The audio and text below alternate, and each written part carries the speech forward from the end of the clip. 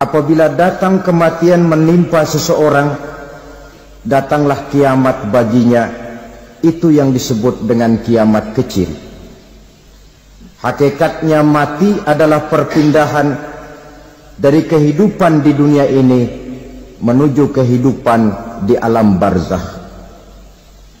Menunggu kita di alam barzakh sampai datangnya saat kiamat.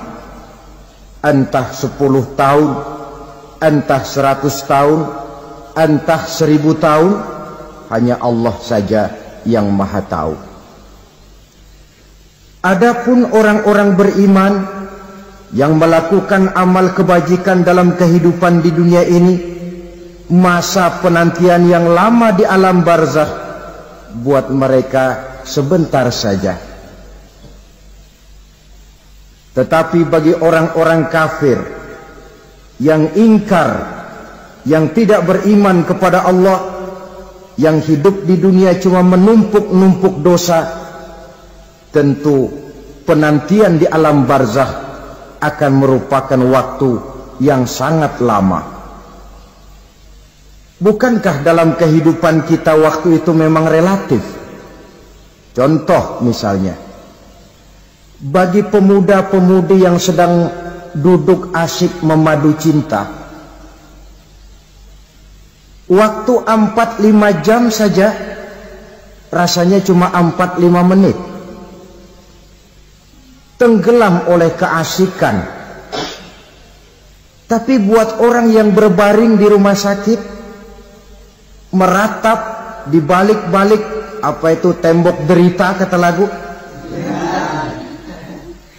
di balik dinding-dinding penjara, sehari bagai seminggu, seminggu rasa sebulan, sebulan boleh jadi rasa setahun.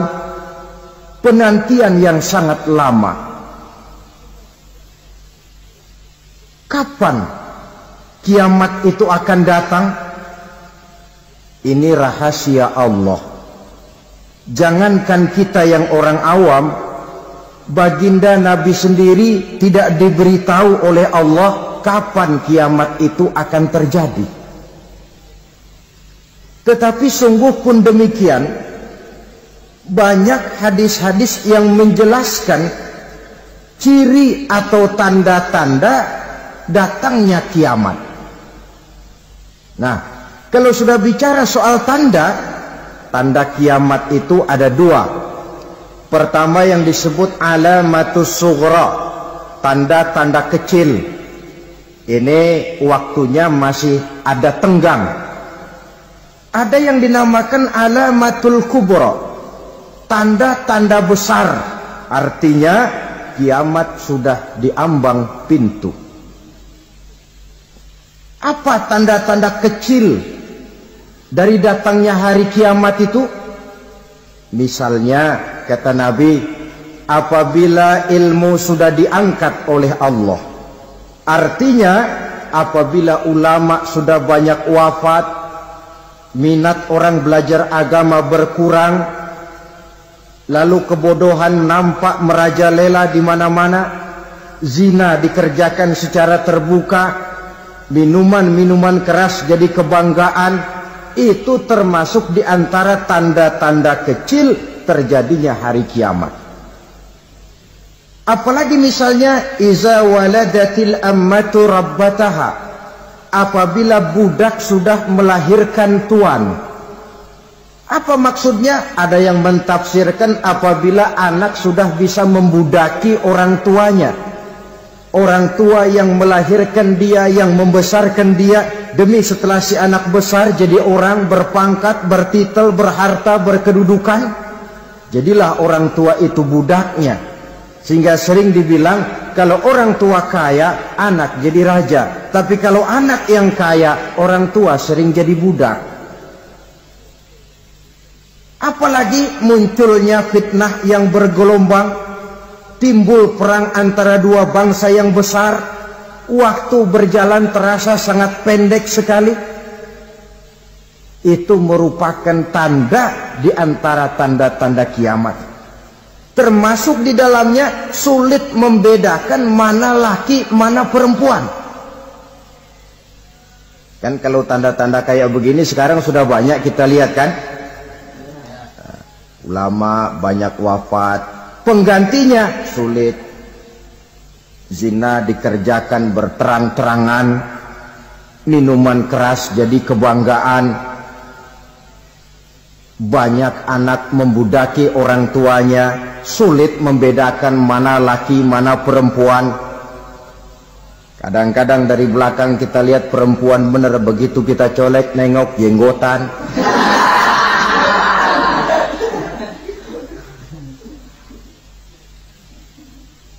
Ini termasuk tanda-tanda kecil, masih ada tenggang sampai akan terjadinya kiamat itu. Nah, yang dimaksud dengan tanda-tanda besar, ini tanda besar artinya kiamat sudah di ambang pintu. Pertama, matahari terbit dari sebelah barat. Apabila matahari sudah terbit dari arah sebelah barat, tertutuplah sudah pintu taubat. Bersabda Nabi kita, la taqumus sa'atu hatta tatlu'a syamsu min maghribiha. Tidak akan datang hari kiamat sampai matahari terbit dari arah sebelah barat. Fa iza tala'at, manakala matahari telah terbit dari arah sebelah barat, wara'ahan nasu, manusia banyak menyaksikan itu, amanu ajma'un, mereka pun lalu beriman. Yang tadinya kafir, yang tadinya ingkar, yang tadinya membangkang, setelah melihat matahari terbit dari sebelah barat, buru-buru beriman, berlomba-lomba mengucap 2 kalimat syahadat. Tapi apa yang terjadi? Kata Nabi, wadzalika hina la yanfa'u nafsan imanuha lam takun amanat min qabl. Hari itu adalah hari yang iman sudah tidak berguna lagi bagi seseorang apabila sebelumnya memang dia tidak pernah beriman. Au kasabat fi imaniha khaira, atau beriman tetapi tidak pernah melakukan kebajikan di dalam keimanannya itu. Hari yang sudah kasib, hari yang sudah terlambat, beriman tidak akan ada gunanya lagi. Ini pelajaran buat kita. Sebelum sang surya terbit dari sebelah barat, sebelum nafas sampai di tenggorokan, artinya pintu taubat masih terbuka. Kalau 2 hal itu sudah terwujud, nafas sudah sampai di kerongkongan atau matahari sudah terbit dari arah sebelah barat, tertutuplah sudah pintu taubat. Tak ada lagi gunanya pangkat, jabatan, harta, bahkan beriman pun dalam suasana macam itu. Too late, kata orang Kulon. Sudah terlambat. Matahari terbit dari arah sebelah barat. Itu tanda besar, artinya kiamat sudah di ambang pintu. Lalu apalagi tanda besar? Munculnya Dajjal. Dajjal artinya pendusta-pendusta yang menyesatkan manusia. Ada 2 macam Dajjal, saudara. Ada Dajjal kecil, ini Dajjal kelas teri. Kalau ini sejak zaman Rasulullah sudah ada itu. Tiap zaman ada. Di zaman Rasulullah misalnya ada yang bernama Aswad al-Unsi dari Yaman. Ada yang namanya Musailamah al-Kazzab dari Yamama. Ada yang namanya Ibnu Sayyad dari Madinah. Ini Dajjal-Dajjal di zaman Rasul. Musailamatul Kazzab memproklamirkan diri jadi nabi dia. Di zaman Rasul masih hidup. Ini Dajjal zaman Nabi. Di zaman sahabat muncul Dajjal-Dajjal.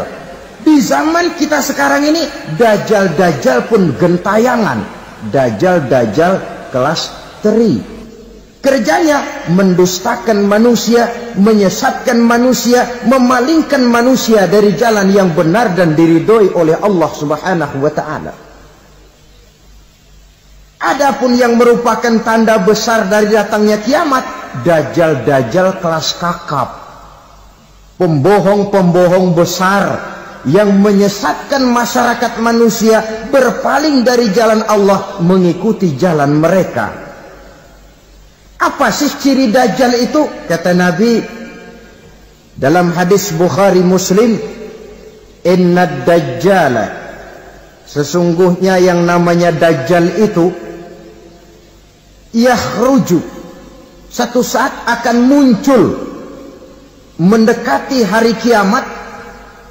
Wa inna ma'ahu ma'an, si dajjal ini membawa air, wa naran, dan juga membawa api. Dua simbol.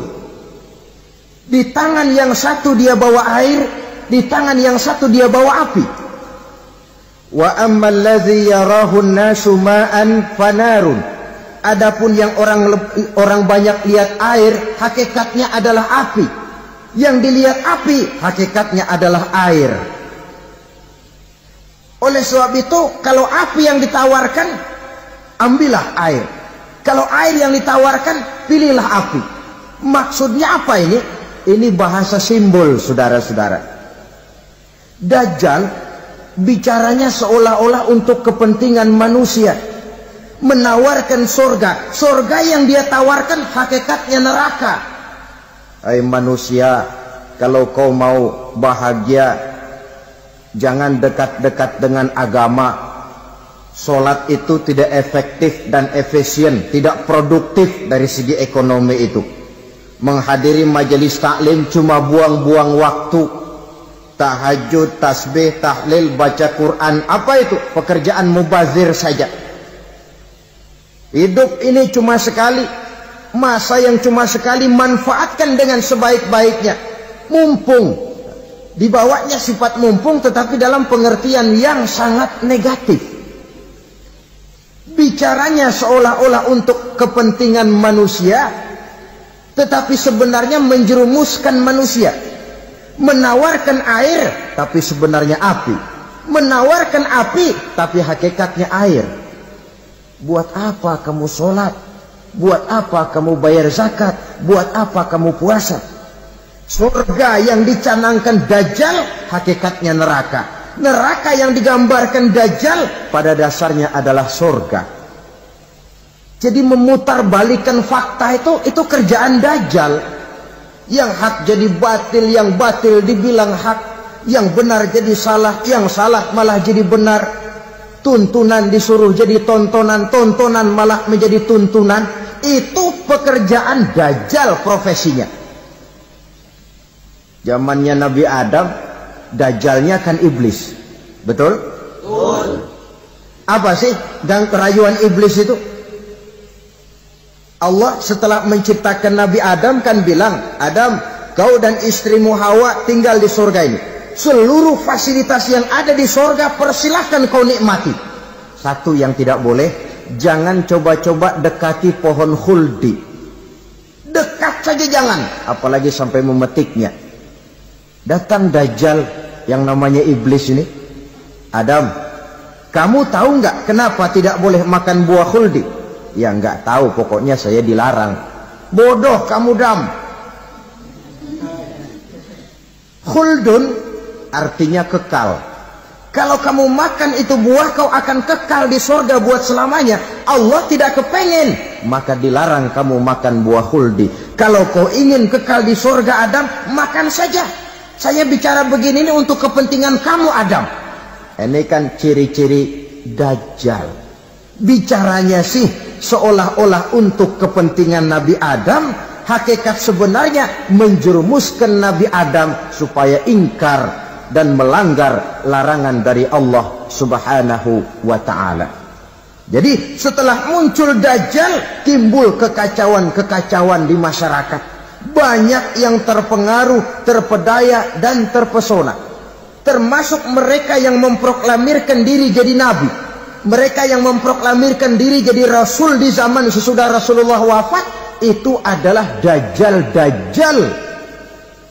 Maka saya ingatkan, Kalau di zaman kita sekarang ini ada orang ngaku jadi nabi, ada orang ngaku jadi rasul, biar bahasa Arabnya kental, Quran hafal, hadis ribuan hadis hafal, biar pakai serban sampai menyengser ke tanah, bahasa Arabnya fasih, tapi dia mengaku jadi nabi, jadi rasul, kita umat Islam wajib tidak percaya.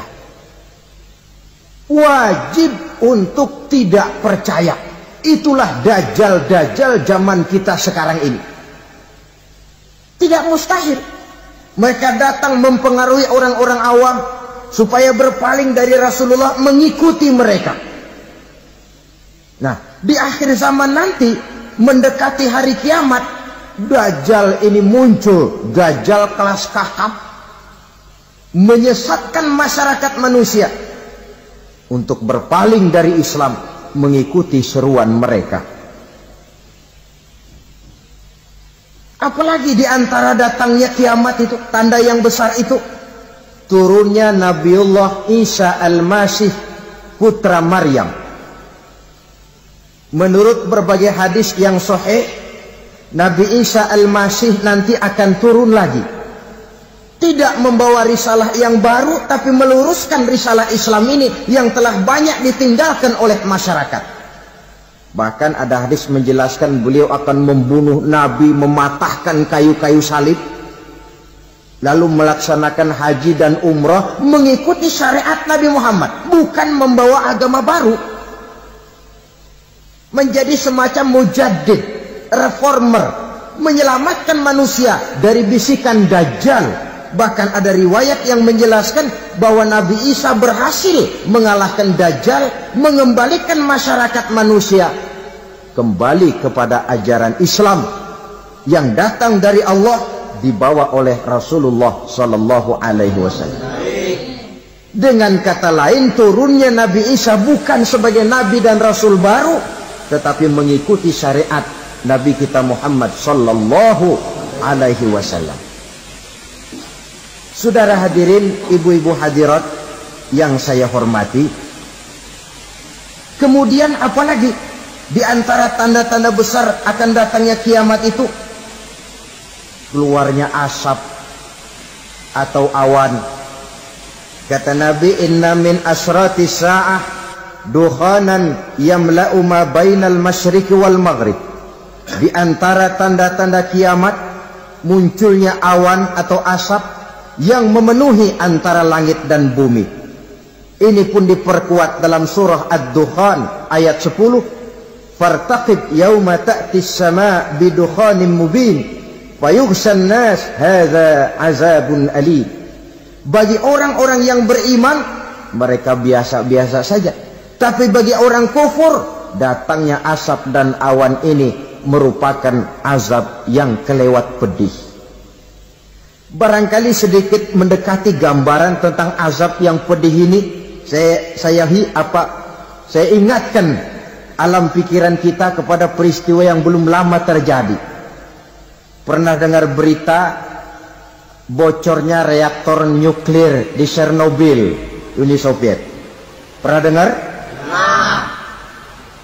Bocornya reaktor nuklir di Chernobyl yang mengakibatkan ratusan bahkan sangat mungkin ribuan nyawa. Cuma satu reaktor. Bagaimana kalau seluruh cadangan nuklir yang dimiliki oleh para negara adik kuasa ini diledakkan? Bahkan yang konon menurut catatan, cadangan nuklir yang dimiliki bersama oleh Amerika dan Rusia sekarang ini sudah sanggup memusnahkan 6 miliar manusia. 1,5 kali lebih banyak dari jumlah manusia yang nongkrong di permukaan bumi ini. Saudara-saudara hadirin yang saya hormati, lalu saat mendekati hari kiamat, apalagi tandanya? Setelah Nabi Isa wafat, pada saat turunnya yang kedua kali, lalu Allah meniupkan angin sejuk. Semua orang-orang beriman, orang-orang baik wafat. Sehingga penghuni bumi ini cuma tinggal lagi terdiri dari orang-orang kafir. Tidak ada lagi di bumi ini yang bisa mengucapkan Allah. Sehingga dalam hadis qudsi itu ada keterangan, innallaha azza wa jalla yaqulu li Israfil. Allah pernah pesan kepada malaikat Israfil. Kata Allah, Israfil, idza sami'ta qailan yaqul Allah Allah fa akhirin nafakh 40 sanatan ikraman liqailiha. Hai Israfil, apabila kau dengar di permukaan bumi masih banyak orang yang mengucapkan Allah Allah, maka tunda sangkakala kiamat itu 40 tahun. Untuk apa? Ikraman liqailiha, menghormati orang yang mengucapkan Allah Allah itu. Wah, jadi karena sekarang masih banyak yang mengucapkan Allah, besar hatilah kita, masih jauh kiamat itu. Tapi jangan lupa, kiamat pribadi, kiamat kecil itu yang gak kita sangka-sangka. Ajal datang mencabut nyawa, itu kiamat pribadi. Dan itu yang pasti kita hadapi. Dan itu yang membuat kita tidak boleh bersikap main-main di dalam kehidupan sekarang ini. Saudara hadirin yang saya hormati, tidak ada lagi orang-orang muslim. Seluruh penduduk dunia ini kafir. Lalu terciptalah struktur sosial yang berlandaskan prinsip hidup semau gue. Bakal terjadilah prinsip di mana yang kaya menyantap yang miskin, yang kuat menindas yang lemah. Hidup sudah bagaikan di rimba belantara. Berlaku hukum rimba. Siapa yang kuat dia yang menang, siapa yang lemah menjadi mangsa. Timbul kekacauan, maksiat merajalela, munkarat menjadi-jadi. Sehingga isi bumi ini penuh dengan segala macam perbuatan dosa. Tidak ada perlunya lagi alam diperpanjang temponya. Datang saat yang sudah dijanjikan oleh Allah Azza wa Jalla, maka terjadilah yang disebut kiamat kubra, kiamat besar, kiamat hancur-hancuran. Bagaimana kejadian ini dimulai? Dalam surah Az-Zumar ayat 68, Allah Subhanahu wa taala berfirman, "Wa nufikha fis-suri fasa'iqa man fis samawati wa man fil ardi illa man sya'allahu." Maka manakala ditiuplah sangkakala, terkejutlah seluruh yang ada di langit dan seluruh yang ada di bumi. Bila saat kiamat datang, Allah perintah malaikat Israfil, Israfil, tiup sangkakalamu. Ditiuplah sangkakala oleh malaikat Israfil. Yang akibat daripada tiupan itu, seluruh yang ada di langit, seluruh yang ada di permukaan bumi terkejut. Yang ada di langit siapa? Malaikat kan. Bayangin aja kalau malaikat kaget, apalagi kita. Terkejut seluruh makhluk yang ada di bumi, yang ada di langit mendengar suara sangkakala itu. Bunyinya tidak sanggup kita bayangkan dahsyatnya. Ledakan nuklir, ledakan neutron, belum apa-apa ketimbang bunyi sangkakala malaikat Israfil ini. Nah, lalu mendengar bunyi sangkakala ini, gemparlah makhluk, kacaulah alam. Bumi gempa, planet-planet bertabrakan, gunung meletus, air laut tumpah ke darat, angin topan bertiup, halilintar menyambar. Lalu semua yang bernama hidup mati total. Mati bareng tanpa persiapan. La haula wa la quwata illa billah. Saya kadang-kadang dalam tafakur bermohon, ya Allah, mudah-mudahan saya nggak nemuin kiamat beneran. Ngeri. Nggak bisa kita bayangkan macam apa suasana seperti itu. Allah saja banyak memberikan gambaran, misalnya Al-Qari'ah, wa mal qari'ah, wa ma adraka mal qari'ah. Kejadian yang menggemparkan. Tahukah kamu apa kejadian yang menggemparkan itu? Yauma yakunun nasu kal farasil mabsus wa takunul jibalu kal ihnil manfus. Pada saat itu manusia berterbangan bagai kupu-kupu.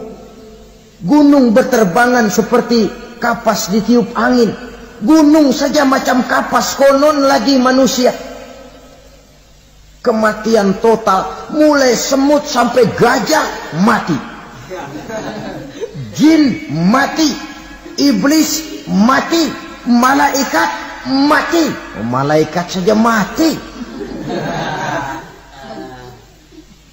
Saudara hadirin yang saya hormati, kematian total yang tanpa persiapan. Orang bilang, Pak, kalau mati bareng begitu yang repot malaikat maut dong ya. Cabut sana, cabut sini. Itu kalau menurut logika kita, mestinya begitu menurut logika. Tapi logika juga yang bilang nggak perlu serepot itu.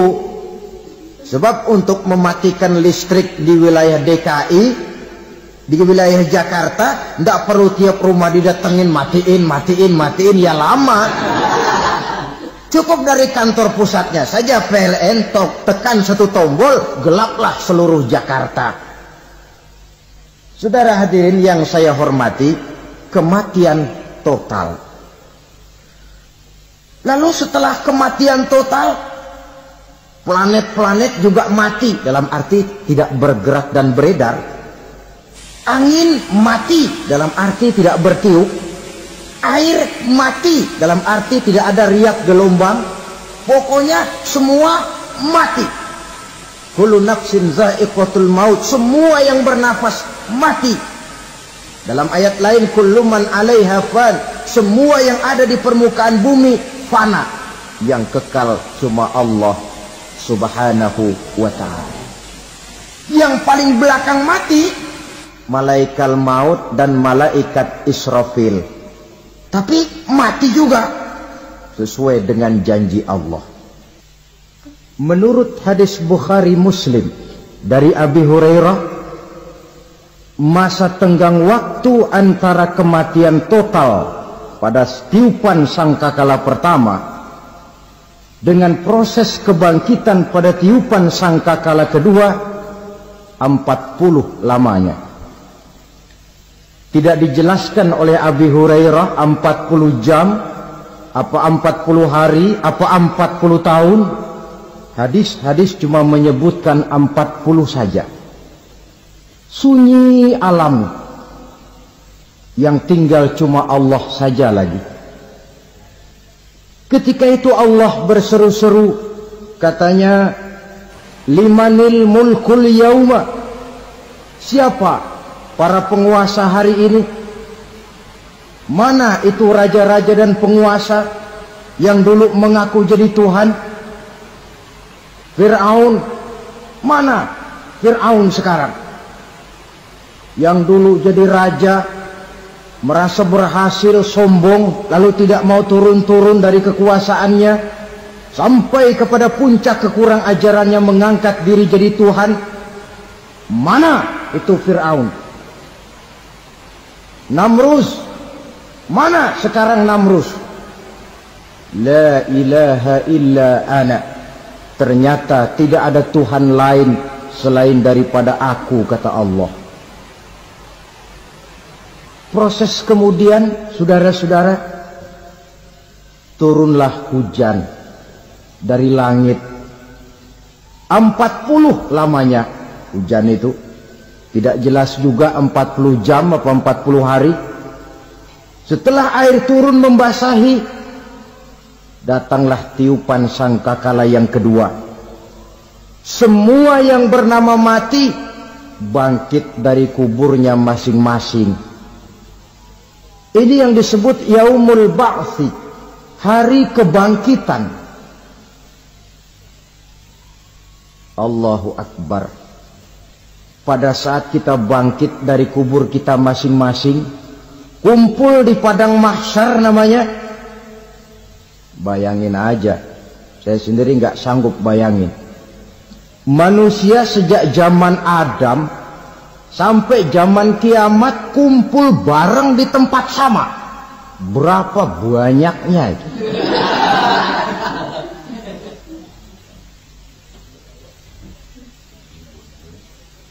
Dan yang luar biasa menurut satu riwayat, pada saat bangkit itu, Masya Allah, roman muka kita berubah,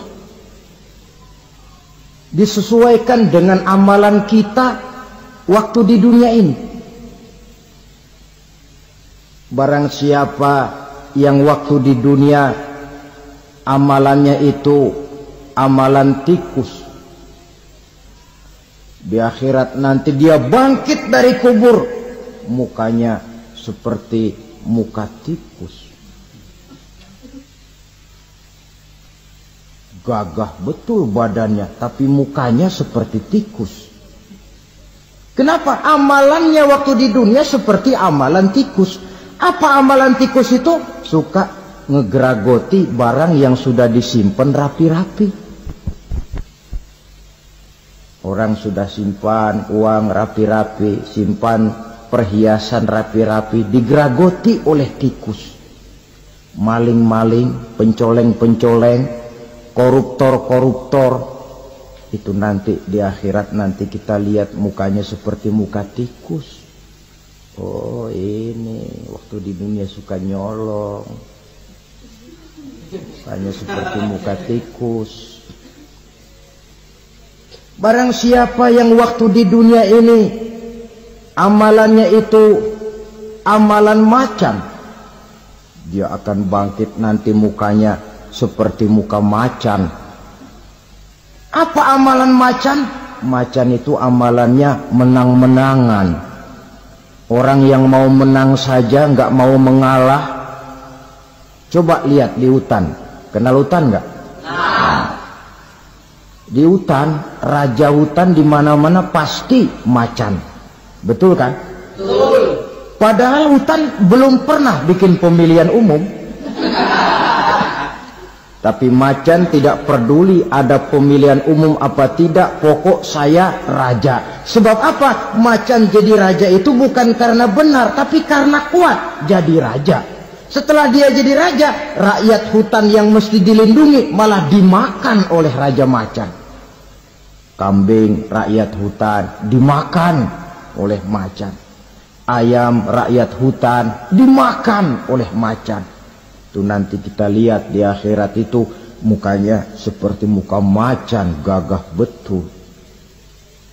Lalu barang siapa yang di dunia ini amalannya itu seperti amalan anjing, nanti dia punya muka seperti muka anjing. Apa amalan anjing? Pertama, anjing itu kalau disuruh jaga rumah, dia tidak bisa membedakan mana maling, mana tamu. Biar yang datang maling, kalau bawa tulang, anjing kalem. Yang kedua, anjing itu akan setia kepada siapa saja yang memberinya roti. Siapa yang memberinya roti, itulah majikannya. Apa kata majikannya pasti dia laksanakan. Soal benar atau salah dia tidak peduli. Setelah anjing dapat roti, dia tidak punya pilihan lain kecuali bilang, abdi mah kumaha juragan wae ayeuna mah.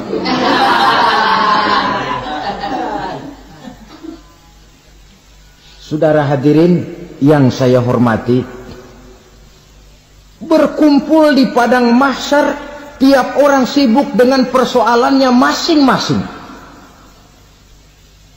Matahari waktu itu didekatkan oleh Allah, panas luar biasa.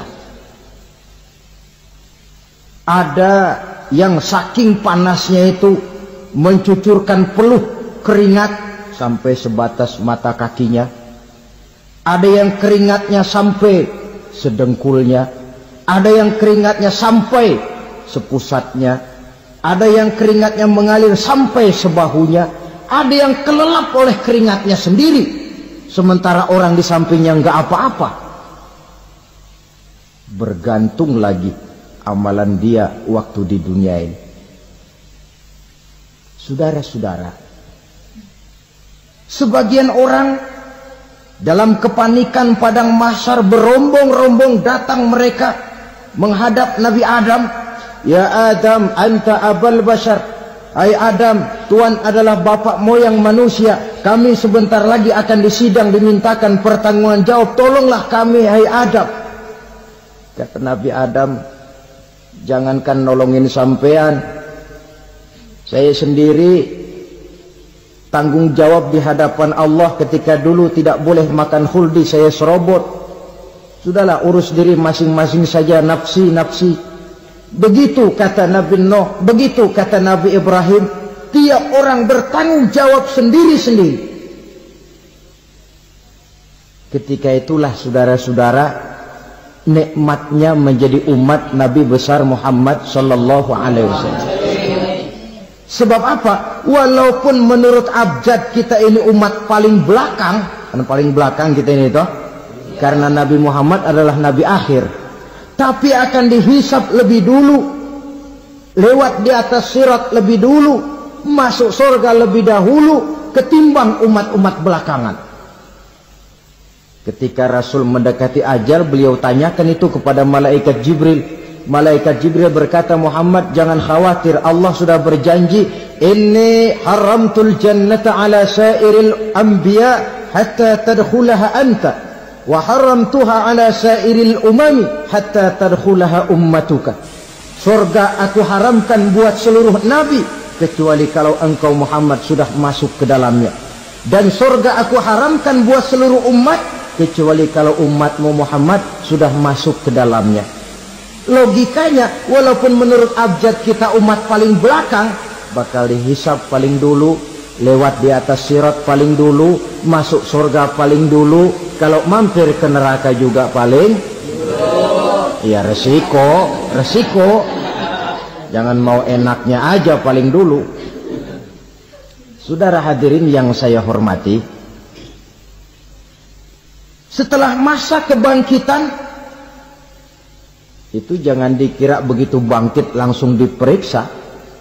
Masih menunggu menanti ribuan tahun perhitungan padang mahsyar untuk sampai kepada proses yang disebut yaumul hisab, hari perhitungan. Seorang demi seorang bakal dipanggil. Bayangkan saja, kita se-RT saja di absen, kadang-kadang perlu waktu lama. Ini manusia sejak zaman Nabi Adam sampai datang hari kiamat, satu demi satu disidang di hadapan Qadi Rabbul Jalil. Status sosial copot sudah waktu itu. Yang pernah jadi hartawan di situ tidak lagi kelihatan kehartawanannya. Yang pernah jadi jenderal tidak lagi dipanggil jenderalnya. Yang ustadz tidak lagi dipanggil al-mukarramnya. Seluruh status sosial selesai. Dipanggillah kita seorang demi seorang menghadap Qadi Rabbul Jalil. Bagaimana proses penghisaban itu? Pertama, proses tanya jawab. Di antaranya ada hadis menyatakan, lan tazula qadama 'abdin yaumal qiyamah hatta yus'ala an arba'i khisalin. Besok di hari kiamat tidak akan bergeser telapak kaki seorang hamba sampai dia ditanya lebih dulu tentang 4 persoalan. Tentang ilmunya. Kemana ilmu itu diamalkan? Tentang umurnya. Di mana umur itu dihabiskan? Tentang masa mudanya. Kemana masa muda itu dipakai? Tentang hartanya. Dari mana harta itu didapat dan kemana harta itu dibelanjakan. Ini termasuk proses tanya jawab. Jadi kalau istilah pengadilan dunia, nama Fulan bin Fulan. Kamu waktu di dunia diberikan umur panjang untuk apa? Pernah mengalami masa muda, kemana kau habiskan masa remajamu? Kau diamanahkan ilmu, dengan apa ilmumu kau amalkan? Kau diberikan harta, dari mana harta kau dapat, kemana kau belanjakan? Tak seorang pun yang bisa mungkir. Sebab apa? Dikala itu yang menjadi saksi bukan orang. Yang menjadi saksi adalah seluruh anggota badan kita. Tangan bicara, kaki jadi saksi terhadap seluruh amalan yang pernah kita kerjakan pada saat kehidupan di alam dunia ini. Selesai proses tanya jawab, lalu diperlihatkan buku catatan kita waktu hidup di dunia ini. Jangan lupa Allah itu menyiapkan 2 superkomputer kepada kita. Sebelah ditempelin sebelah kanan, yang sebelah tempelin di sebelah kiri. Komputer itu namanya Raqib dan Atid. 2 malaikat yang apabila baik kita lakukan, refleks saja akan menulis kebajikan kita. Jahat kita kerjakan, akan tertulis. Catatan itu nanti diperlihatkan kepada kita. Waduh, alangkah malunya pada saat diperlihatkan catatan kita, buku rapot kita merah melulu. Barangkali diperiksa sambil diomelin, brengsek lo. Buku merah melulu begini bagaimana waktu hidup di dunia? Tidak cukup diperlihatkan buku catatan kehidupan, rekaman kehidupan. Rekaman kehidupan kita secara utuh sejak terlahir sampai ajal datang merenggut nyawa. Barangkali mirip dengan video sekarang ini, di mana terekam dengan baik seluruh kegiatan kita sejak yang sekecil-kecilnya sampai kepada yang sebesar-besarnya. Untuk kemudian kita pun menerima balasan. In khairan fa khairun wa in syarran fa syarrun. Kalau baik ya baik balasannya, kalau jahat ya jahat juga balasannya. Catatan-catatan kita diberikan. Kalau banyak kebajikannya diberikan di tangan kanan dengan cara yang halus. Kalau banyak kejahatannya diberikan dari sebelah kiri atau dilempar dari belakang. Itulah sebabnya sejak di dunia ini kita sudah mohon kepada Allah. Ketika berwudu membasuh tangan kanan, apa kita bilang? Allahumma a'tini kitabi biyamini wa hasibni hisaban yasira. Ya Allah, berikan saya kitab di tangan kanan, dan kalau saya memang perlu dihisap, hisaplah saya yang seringan-ringannya. Tangan kiri berlindung kita kepada Allah. Jangan sampai diberikan kitab di tangan kiri atau dari arah sebelah belakang. Wa a'udzubika an tu'tiya kitabi bishimali aw min wara'i zuhri, dari arah sebelah belakang. Na'udzubillah min dzalik. Setelah selesai lewat proses penghisaban, lewat mizan, timbangan, maka yang sudah selesai dihisab itu bergeraklah menuju sirat, jembatan yang terbentang menuju surga melalui neraka. Saudara-saudara, panjangnya perjalanan sirat itu memakan waktu ratusan tahun. Tetapi orang yang lewat di atas sirat pun macam-macam, bergantung amalannya ketika di dunia ini. Ada yang lewat di atas sirat itu kalbarkil khatib, seperti kilat yang menyambar, lep, sudah sampai dia di surga. Cepat bukan main. Ada yang lewat di atas sirat itu seperti orang lari-lari.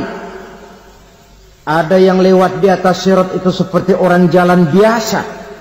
Ada yang sambil merangkak, ada yang sambil ngesor, ada yang sambil gelayutan, ada yang selamat sampai ke ujung ke surga, ada yang tergelincir jatuh masuk ke dalam neraka, bergantung amalannya dalam kehidupan di dunia sekarang ini. Tiap kita akan melewati yang namanya sirat ini. Saudara-saudara kaum muslimin yang saya hormati,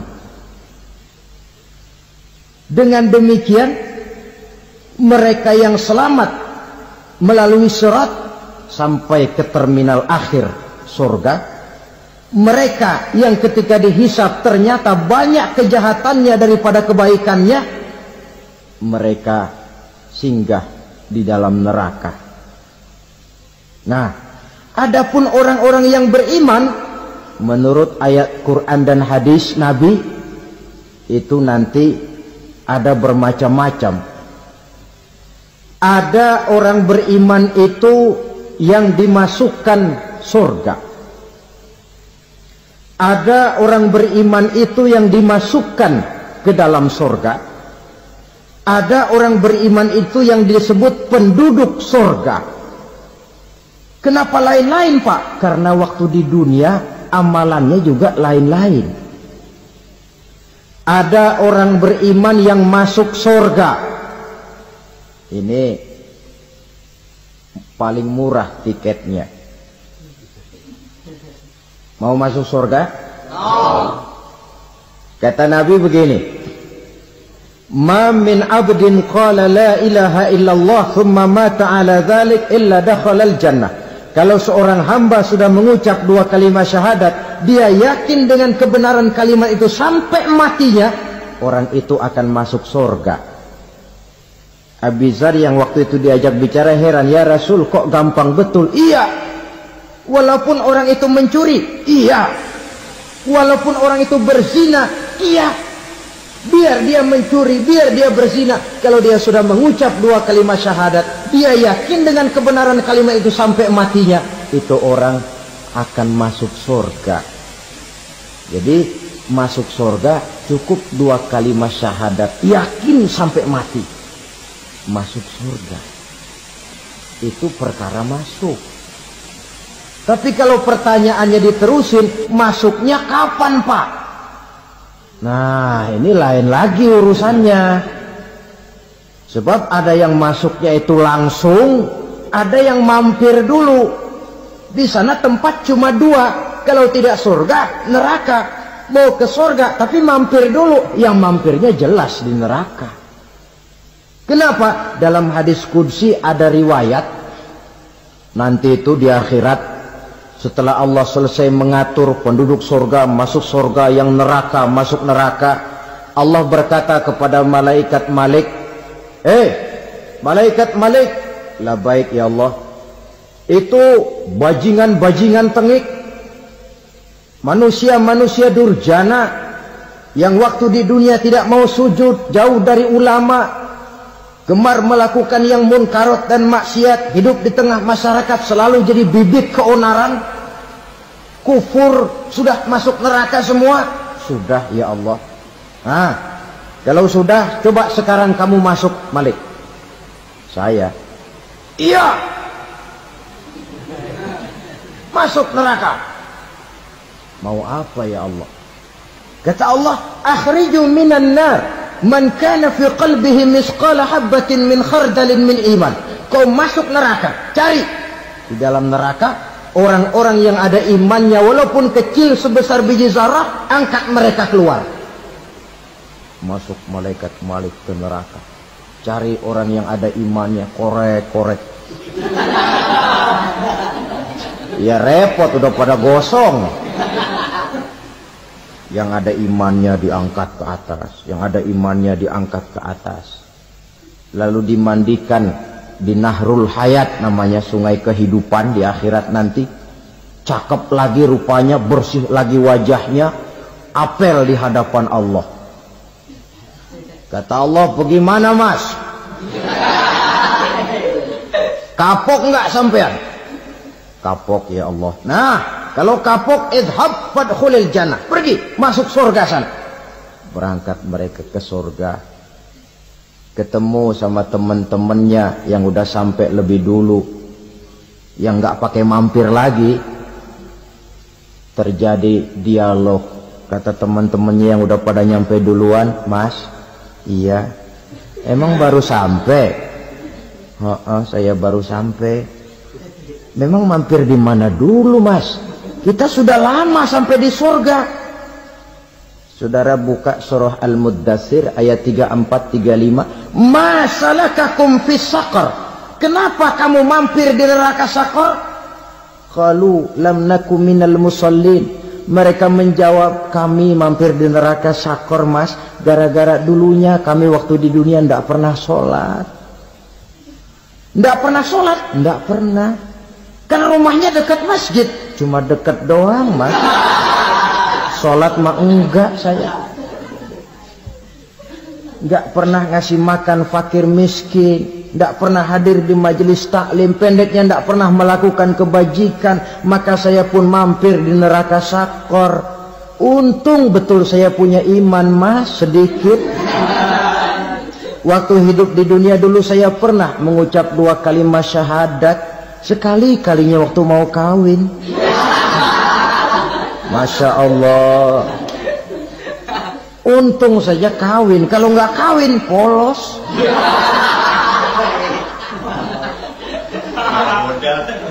Itu juga pengulu sudah setengah mati ngajarin. Asyhadu alla, asyaduaan, asyaduaan.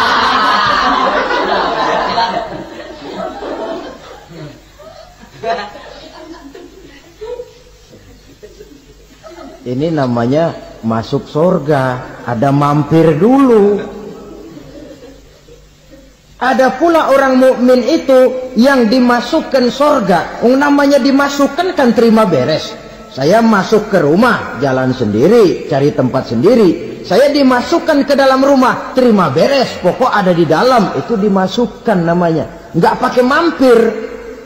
Tapi tentu tiketnya lebih mahal ketimbang yang pertama tadi. Apa kata Allah? Innal ladzina amanu wa amilus salihat la ukaffiranna anhum sayyi'atihim wa la udkhilannahum jannah. Sesungguhnya orang-orang yang beriman kemudian beramal soleh, kami hapuskan segala dosa dan kesalahannya, kami masukkan mereka ke dalam surga. Lihat ayatnya. Allah yang memasukkan, kita yang dimasukkan. Tidak pakai transit, tidak usah mampir.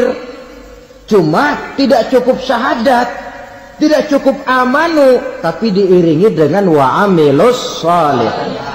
Iman, amal. Tidak cukup syahadat, lalu dibuktikan dia sholat, dia zakat, puasa, lalu dia melakukan berbagai macam kebajikan. Ini yang menyebabkan dia tidak pakai mampir di tempat yang bernama Saqar.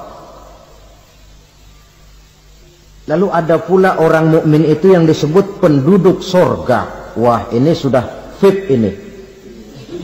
Ashabul jannah, penduduk surga.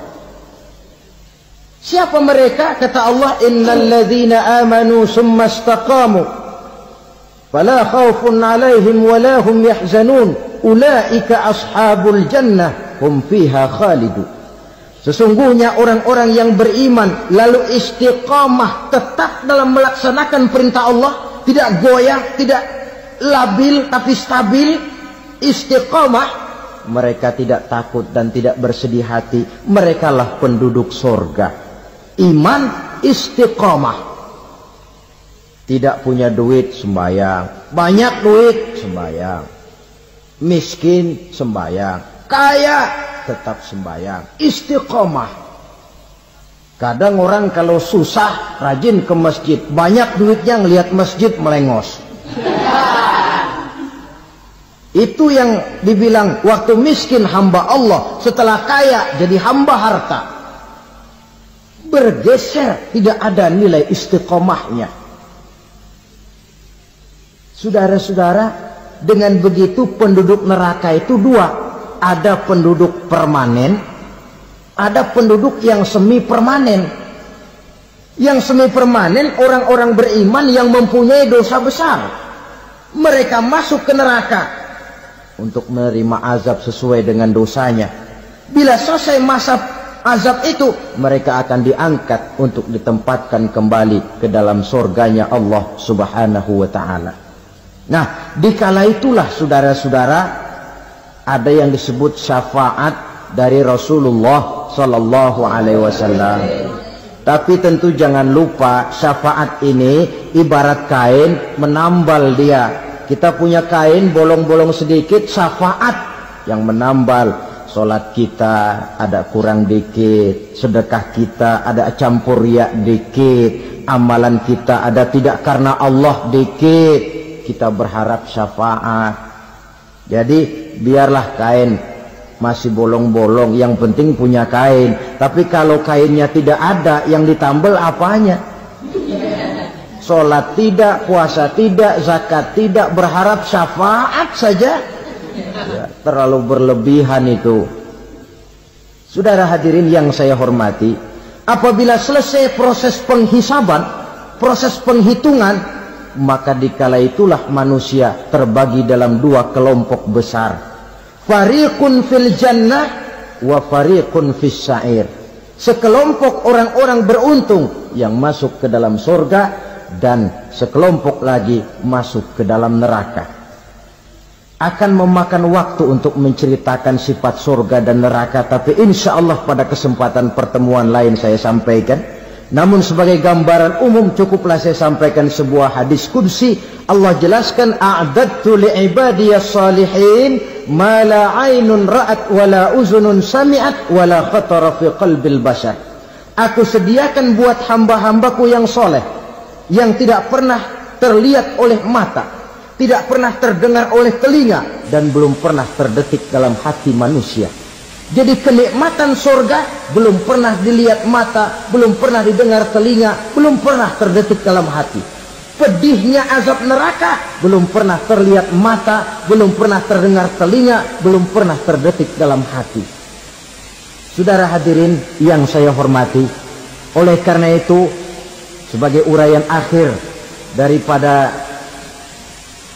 kiamat ini, marilah sama-sama kita memanfaatkan hidup dengan sebaik-baiknya, supaya jangan timbul penyesalan di hari kemudian nanti. Mudah-mudahan kita seluruhnya diselamatkan Allah dari azab neraka dan mendapat surga dan ridhonya. Sekian dan demikianlah pertemuan kita kali ini. Terima kasih banyak atas segala perhatian. Mohon maaf atas segala kekurangan. Usikum wa nafsi bitaqwallah. Wassalamualaikum warahmatullahi wabarakatuh. Bapak-bapak, ibu-ibu, saudara-saudara kaum muslimin rahimakumullah. Murai di dahan dan koko ayam di kandang. Dunia ini penuh dengan berbagai macam kesibukan. Sejak dari petani yang turun ke ladang, pedagang yang berangkat ke pasar, pelajar yang menuju sekolah, sampai kepada pegawai yang berangkat ke kantor, seluruhnya tidak lain untuk mencari sesuatu yang bernama bahagia. Setiap orang menginginkan kebahagiaan, dan tidak seorang pun menginginkan kesengsaraan dalam kehidupan ini. Namun nyatanya tidak setiap orang yang ingin bahagia mengetahui jalan yang harus ditempuhnya untuk sampai kepada kebahagiaan itu. Maka pada kesempatan pertemuan kali ini, saya ingin menyampaikan sebuah hadis dari junjungan kita baginda Nabi besar Muhammad sallallahu alaihi wasallam yang termuat dalam kitab Mukhtarul Ahadits An-Nabawiyah, di mana beliau bersabda, arba'un min sa'adatil mar'i. Ada 4 perkara yang merupakan tanda dari orang bahagia. Saya mau tanya, di antara saudara-saudara yang hadir di sini, apa ada yang kepengen jadi orang sengsara? Ya.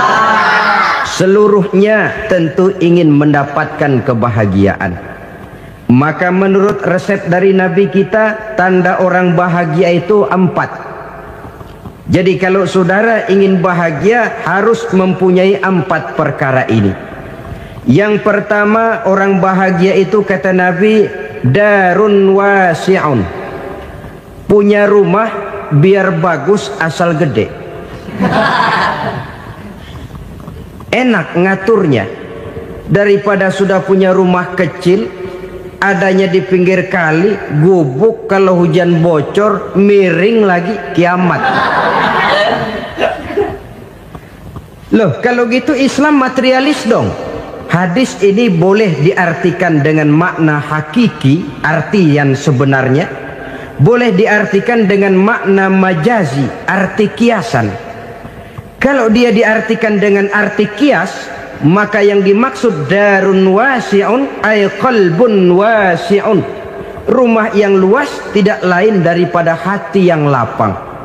Karena di situ kunci kebahagiaan yang sebenarnya.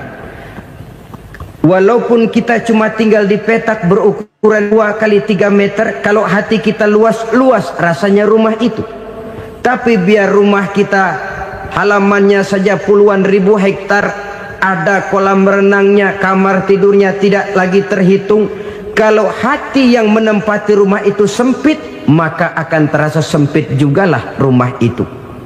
Tempat bergantungnya tidak lain adalah hati. Marilah kita mencoba melihat berbagai pandangan orang tentang bahagia ini. Ada orang menyangka bahwa bahagia itu kalau dia mendapatkan harta yang sebanyak-banyaknya. Siapa yang banyak harta, dialah raja. Apa yang dia mau, seluruhnya bisa dibeli. Keamanannya, dia bisa menyewa petugas. Seluruh fasilitas untuk menyenangkan kehidupannya bisa dibeli. Pendeknya, hartalah segala-galanya dalam kehidupan.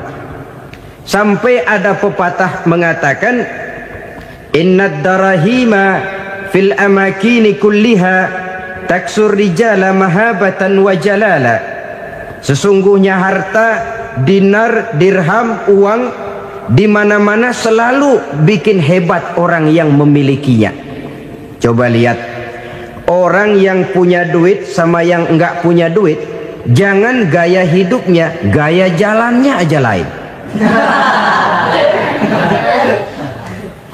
Wahia lisanun liman arada fasahatan, wahia silahun liman arada qitala. Uang adalah senjata yang paling ampuh bagi orang yang mau pergi perang, dan lidah yang paling fasih bagi orang yang mau bicara. Kalau bicara dengan lidah macet, cobalah bicara dengan harta, lancar. Sampai ada pepatah demikian, segalanya bisa diatur dengan harta. Maka di kalangan orang yang berpandangan semacam itu, seluruh kegiatan hidupnya hanya terfokus kepada bagaimana mengumpulkan harta yang sebanyak-banyaknya. Tidak peduli halal haram, tidak kenal sore pagi siang dan malam, tidak sempat sujud, jauh dari agama, jauh dari kehidupan yang bersifat ruhaniyah, jauh dari Allah dan sebagainya. Sampai dalam Al-Quran dikelompokkan dalam kelompok yang dinamakan lumazah. Allazi jama'a malahu wa addadah yahsabu anna malahu akhladah. Mereka mengumpul-ngumpulkan harta sebanyak-banyaknya dan menyangka bahwa harta yang banyak itu dapat mengekalkan hidupnya, mengekalkan kekayaannya, mengekalkan kebahagiaannya. Saudara hadirin yang berbahagia, kalau pandangan hidup ini benar, artinya kalau harta memang merupakan satu-satunya hal yang dapat membuat orang bahagia, tentu di rumah mewah tidak akan pernah ada tangis derita. Tentu di satu tempat di mana fasilitas hidup serba menunjang tidak ada yang namanya penderitaan. Tapi suka dan duka, sedih dan gembira, senyum dan tawa adalah milik setiap orang, baik dia punya harta maupun dia tidak punya harta. Nyatalah bahwa harta semata-mata bukan merupakan jaminan bahwa orang akan bahagia, walaupun tanpa harta orang sulit untuk bahagia. Saya mau cerita, ada orang super kaya, namanya Aristotle Onesimus, raja tanker Yunani. Dia punya kapal tanker saja konon sampai 11 banyaknya. Punya perusahaan penerbangan yang disebut Olympic Airlines. Punya hotel di berbagai kota besar di dunia ini, sejak dari New York, London, Paris, Rome dan sebagainya. Bahkan punya pulau yang dia namakan Pulau Scorpio. Ini kan namanya sudah kaya nggak tanggung-tanggung, punya pulau. Nah, dia punya 2 orang anak, yang satu laki-laki namanya Alexander, yang satu perempuan namanya Maria Onesius. Seluruh harapannya tertumpah kepada anak lakinya Alexander ini, yang akan meneruskan usahanya, meneruskan kekayaannya, meneruskan dinastinya. Apa yang terjadi? Ternyata anak yang dia harapkan yang bernama Alexander ini mati muda dalam kecelakaan pada waktu dia olahraga. Apa olahraganya? Namanya olahraga anak orang kaya, golongan jet set. Olahraganya olahraga pesawat terbang. Jatuh, ya nggak kapungut, habis mati. Tinggal satu anak perempuannya, Maria Onesius. Tapi anak perempuan ini juga malah urakan. Terakhir dia pacaran, bahkan kemudian kawin sama orang Rusia. Rupanya Aristotle Onesius ini broken. Kekayaannya yang berlimpah ruah, perusahaannya yang begitu banyak, siapa yang akan meneruskan? Siapa yang akan menggantikan? Sampai kemudian dia mengurung diri di Pulau Scorpio dan mati di sana secara mengenaskan. Seorang multijutawan, seorang yang super kaya, mati menyendiri di pulau sepi. Ibarat kata pepatah, anak ayam mati di lumbung. Bukan kekurangan makanan, keurugan makanan. Begitu kehidupan Aristotle Onesius. Dan banyak orang-orang yang sudah demikian kaya sampai dibingungkan oleh kekayaannya sendiri. Telusurilah kehidupan David Rockefeller misalnya, Henry Ford misalnya, Adnan Khashoggi misalnya. Multi jutawan yang kadang-kadang dibuat keder oleh kekayaannya sendiri.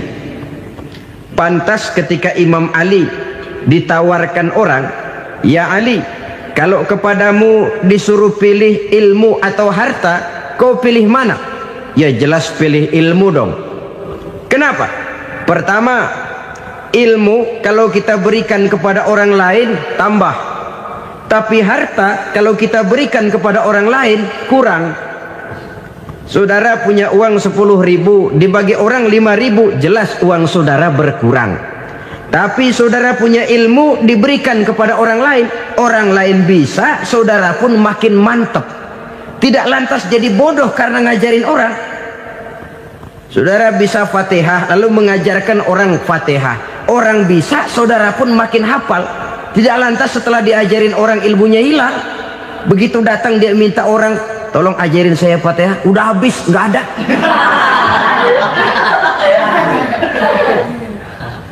Yang kedua kata Imam Ali, ilmu menjaga kita. Kalau harta kita yang harus jaga. Makin banyak ilmu makin terpelihara diri seharusnya.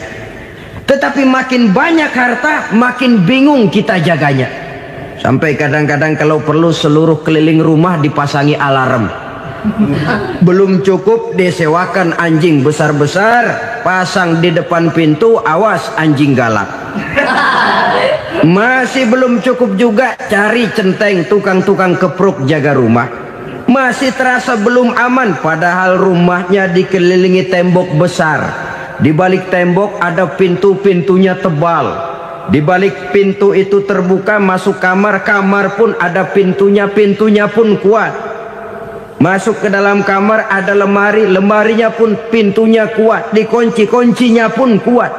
Tapi terhadap seluruhnya yang timbul cuma sekedar was-was saja. Kesimpulannya sekali lagi, tanpa harta orang memang sulit untuk bahagia. Tapi harta semata-mata tidak merupakan jaminan orang akan bahagia. Dengan hati yang luas, itu modal utama untuk mencapai kebahagiaan hidup. Orang yang hatinya luas, saudara-saudara, punya hati yang lapang, melihat kenyataan hidup ini, dia bersyukur senantiasa kepada Allah. Lantas tidak timbul hasud dan iri hatinya. Oleh karena itu, jiwanya selalu lapang. Kalau tidak, cupik hati namanya. Dangkal pandangan, tidak senang melihat orang lain dapat nikmat, dan itu sering dijadikan contoh. Kalau orang yang lapang dada, dia lihat tetangganya beli TV baru, dia berkata, "Alhamdulillah ya." tetangga kita beli TV, mudah-mudahan kita bisa ikut nonton, lapang dadanya. Tapi orang yang sempit hati, lihat tetangga beli televisi, meriang. Enggak diapa-apain, meriang. Besoknya dengar tetangga beli motor, makin sakit, ke rumah sakit. Lalu di rumah sakit dengar tetangganya beli mobil, mati. Disiksa oleh perasaannya sendiri. Orang kalau hati sudah sempit dalam hidup, kemanapun dia pergi, sempit rasanya medan kehidupannya. Kemudian kita melihat juga ada orang yang menilai bahwa bahagia itu katanya kalau punya kedudukan yang tinggi, pangkat yang agung, wibawa yang besar. Mungkin betul, tapi mungkin juga tidak. Bergantung kepada hati orang yang punya pangkat itu. Sama dengan harta tadi. Harta akan membawa bahagia kalau dia jatuh ke tangan orang yang berhati lapang. Tapi harta akan jadi bencana kalau jatuh ke tangan hati orang yang sempit. Pangkat akan membawa bahaya kalau jatuh di tangan hati orang yang sempit. Lebih dari itu, kenyataan mengajarkan kepada kita bahwa ternyata pangkat dan jabatan tidak selamanya memberikan kebahagiaan dalam kehidupan. Bahkan resikonya kelewat besar. Beberapa bukti kita bisa ambil dari para pemimpin dunia yang menjadi korban lantaran pangkat dan jabatan yang disandangnya. Saudara ingat Presiden Abraham Lincoln dan John Kennedy dari Amerika? Dibunuh orang.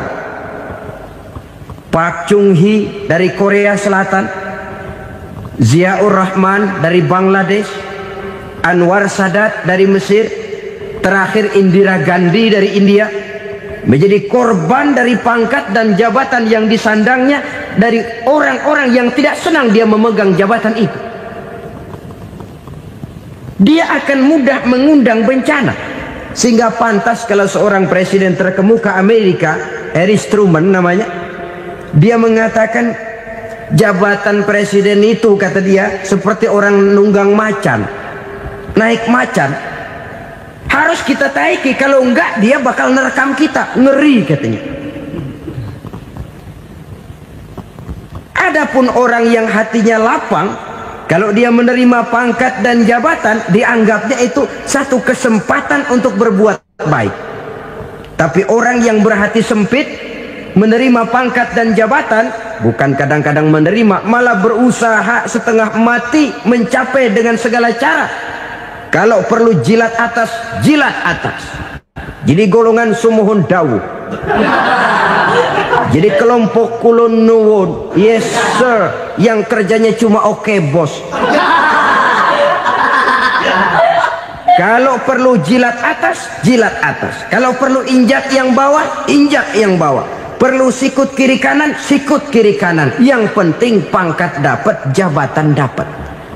Orang yang semacam ini, kalau sudah mempunyai pangkat dan jabatan, biasanya dia tidak menganggap itu sebagai amanah, tidak menganggap sebagai kesempatan berbuat baik, tapi malah kesempatan untuk memperturutkan hawa nafsunya yang dilatar belakangi oleh kesempitan hatinya tadi. Apalagi kalau orang memperoleh pangkat karena banyak mengeluarkan uang. Seakan-akan pangkat dan jabatan itu sekarang macam proyek, pakai tender. Siapa yang berani bayar segini, naik. Nggak berani, minggir. Padahal logikanya, kalau orang mencapai satu jabatan karena banyak mengeluarkan uang, hampir bisa dipastikan bahwa setelah jabatan itu dia pegang, langkah pertama yang akan dilakukannya ialah berusaha bagaimana uang yang dia keluarkan supaya kembali. Ya paling kurang pulang modal dulu dong. Soal mikirin rakyat soal nanti, tapi ini modal harus pulang. Itu celakanya kalau orang memperoleh pangkat dan jabatan cuma karena banyak mengeluarkan uang. Jarang orang yang mempunyai keyakinan dan pandangan bahwa pangkat dan jabatan merupakan amanah. Jadi sekali lagi, pangkat dan jabatan mungkin saja membawa kebahagiaan kalau jatuh ke tangan orang yang berhati lapang. Tapi bisa jadi bencana kalau dia jatuh ke tangan orang yang mempunyai hati yang sempit. Dan lagi-lagi stresnya hati yang lapang. Lalu sebagian orang, saudara, ada yang berpandangan katanya bahagia itu kalau jadi orang terkenal, mempunyai popularitas, menjadi idola di kalangan remaja, di kalangan orang tua, di segala lapisan masyarakat. Padahal makin populer orang makin terikat dia. Ya kalau macam kita ini kan nggak punya nama, nggak populer, tengah malam buta mau nongkrong di warung Tegal aman. Tapi pangkat, jabatan, kedudukan, popularitas menyebabkan kita diikat dengan berbagai macam peraturan. Cuma mandi sama ke WC saja yang nggak dikawal.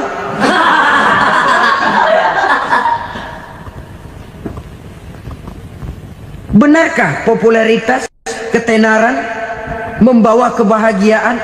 Mungkin. Ya, tapi mungkin juga tidak. Kenapa? Banyak orang-orang populer yang mengakhiri hidupnya secara tragis. Kita ambil beberapa nama. Di Amerika tahun 60-an ada bintang seksi paling terkenal yang dijuluki sex bomb. Bom seks. Sampai sekarang jadi legenda, namanya Marilyn Monroe. Singkatan doublenya itu inisialnya MM, Marilyn Monroe. Terkenal top sampai dia mati tahun 62, namanya sekarang masih saja dibicarakan orang. Kenapa dia bunuh diri? Tidak punya hartakah dia? Banyak. Kurang populerkah dia? Seluruh dunia mengenalnya. Sejak rakyat kecil sampai pejabat tinggi dia punya hubungan. Kenapa? Jenuh. Dia terlahir dalam keadaan yatim. Setelah itu tidak lama dia berangkat remaja, ibunya meninggal. Pindah dari wanita asuh ke wanita asuh sampai 12 orang ibu angkatnya. Dan kekecewaan yang paling parah, setiap laki-laki yang dekat dengannya hanya seperti kapal berlabuh.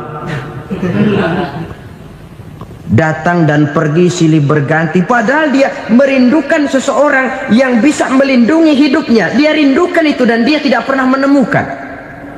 Itu yang akhirnya menyebabkan dia minum pil tidur kelewat dosis, minum obat tidur kebanyakan. Ya tidur terus sampai sekarang.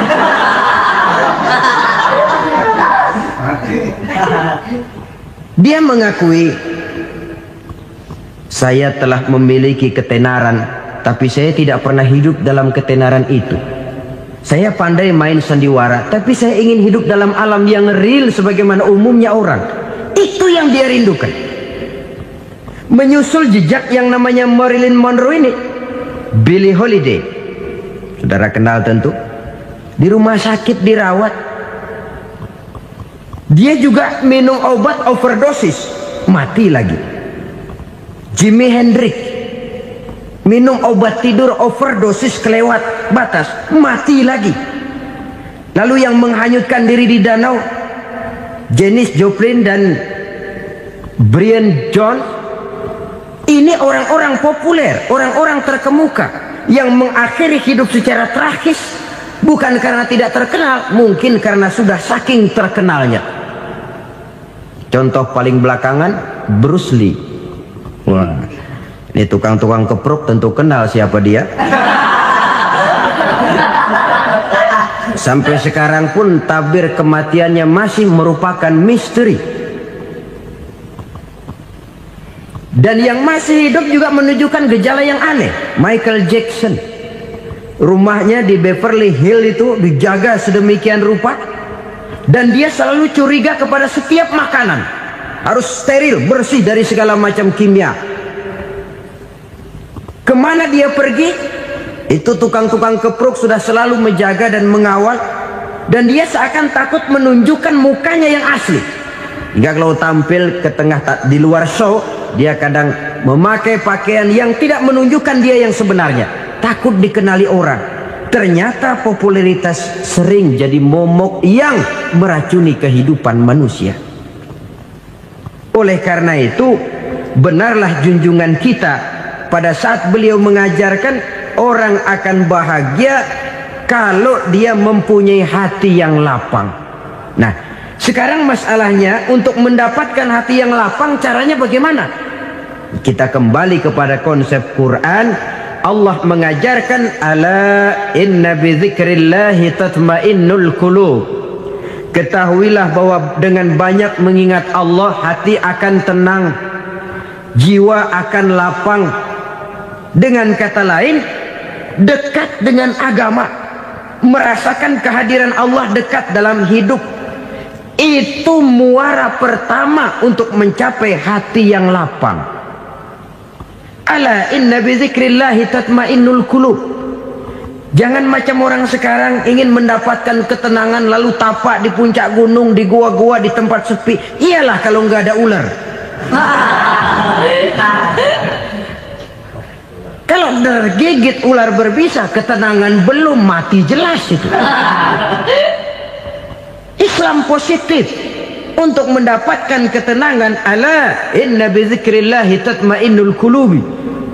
Bahwa ketahuilah bahwa dengan banyak mengingat Allah, hati akan tenang, jiwa akan lapang, nuansa pikiran akan luas. Karena yang namanya bahagia ada dimanapun manusia berada. Di kampung ada bahagia, di kota ada bahagia, di ngarai, di lembah, di gunung, di hutan, di lautan, di angkasa luar, dimanapun bahagia itu ada kalau kita bermodalkan hati yang lapang ini. Dan hati akan lapang kalau kita dekat dengan agama. Dekat dengan harta buat sementara hati mungkin tenang, tapi ketenangan yang relatif dan temporer. Apalagi orang tiap kali tambah harta, tiap kali tambah rencana. Itu wajar. Mungkin sebelumnya saudara berpikir, kalau punya duit 5.000 enak nih. Begitu punya duit 5.000, aduh sayang kalau 10.000 aja. Tiap kali tambah harta, tiap kali lain rencana. Makin banyak rencana, makin menjauhkan kita dari yang namanya ketenangan. Padahal ketenangan merupakan unsur utama untuk mencapai bahagia. Dan ketenangan itu bermuara dalam hati manusia. Tengoklah kehidupan ini. Orang yang banyak harta dengan orang miskin, berbedakah rasa sakit yang mereka tanggungkan? Rasanya tidak. Walaupun si kaya tidur di kasur empuk berselimutkan sutra mahal, sementara si miskin meringkuk di balai bambu yang keras dan kasar. Apabila maut datang, dia juga tidak pernah pilih bulu. Maut datang menjemput si kaya di singgasana keemasannya, dikelilingi oleh para pengasuh, dayang dan inang serta para pengawal. Dan maupun datang menjemput si miskin papa sehingga ia tergelepar di tepian jalan. Kedua-duanya bernama mati. Kalau nyata bahwa sakit yang ditanggung si kaya tidak beda dengan sakit yang ditanggung si miskin, bukan harta semata yang membuat orang bahagia. Hati yang tenang, jiwa yang lapang penuh kedamaian karena banyak berzikir dan mengingat Allah, itu merupakan modal utama untuk mencapai sesuatu yang bernama bahagia.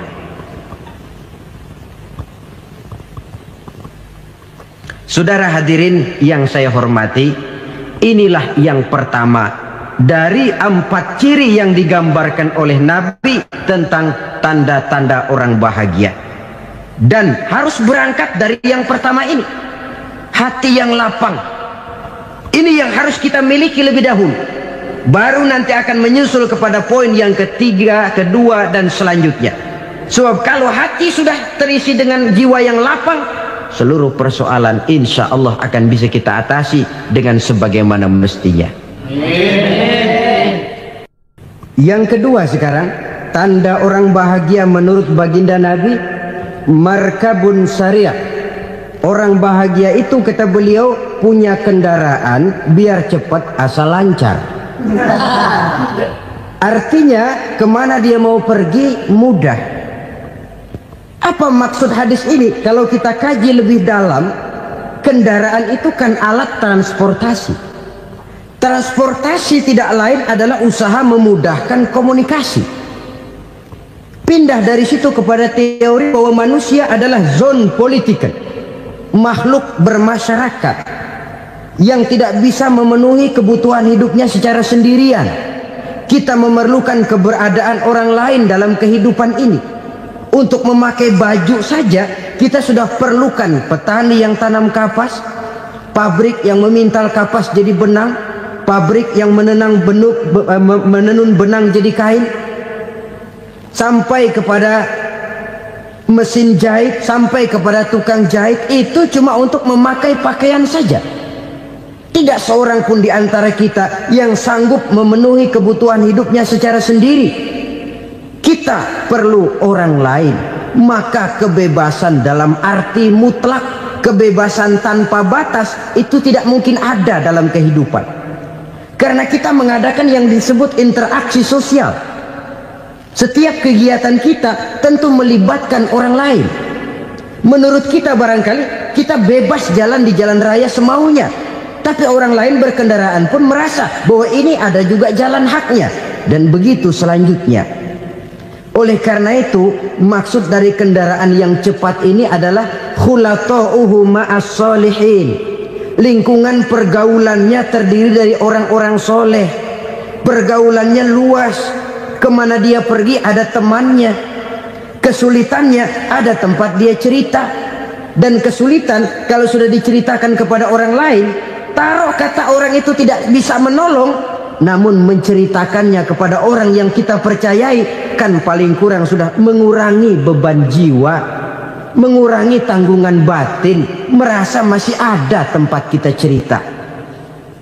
Maka lebih baik orang awam yang mau bergaul ketimbang orang setengah alim tapi ngunci pintu. Sebab nantinya akan timbul sikap picik, cupik pandangan, dan tidak luas menghadapi kenyataan dalam kehidupan ini. Namun yang harus kita garis bawahi, pergaulan memang mesti luas. Namun jangan sekali-kali lupa bahwa pergaulan sangat besar pengaruhnya dalam ikut membentuk kepribadian manusia. Sehari-hari bisa kita bilang, kalau kita dekat sama tukang minyak wangi, sekalipun nggak dibagi minyaknya, baunya tentu dapat. Betul? Tapi dekat sama tukang elas, walaupun nggak kena apinya, asapnya mesti kena. Kalau Syauqi mengatakan lebih jelas lagi, man asyaral asrafa asa musyarrafan wa muasyiral anzali ghairu musyarrafin. Awalam taral jildal hakira muqabbalan bisagri lamma sara jildal mushaf. Siapa yang bergaul dengan orang mulia, dia bakal ikut menjadi mulia. Tapi siapa yang berteman dengan orang hina, dia tidak bakal ikut menjadi mulia. Tidakkah kau lihat, kata Syauqi, kulit kambing yang hina pun dicium orang ketika menjadi kantong Quran. Kulit kambing hina, kalau dia sendirian gak ada yang mau cium. Tapi begitu dia bergaul dengan Quran, menjadi kantong Quran, dipakein minyak wangi, ditaruh di tempat yang tinggi, mau diambil dicium dulu, dibawa dengan penuh hormat dan hati-hati. Kulit kambing yang hina lantaran berteman dengan Quran, numpang mujur. Tapi coba lihat kalau kulit kambing berteman dengan kayu, jadi beduk, habis. Zohor dikemplang, asar dipukul. Itu pun sedikit saja, cuma salah milih teman. Yang temennya Quran dihormati orang, yang temennya kayu lantaran jadi beduk, gelap-gelap subuh orang udah kemplangin.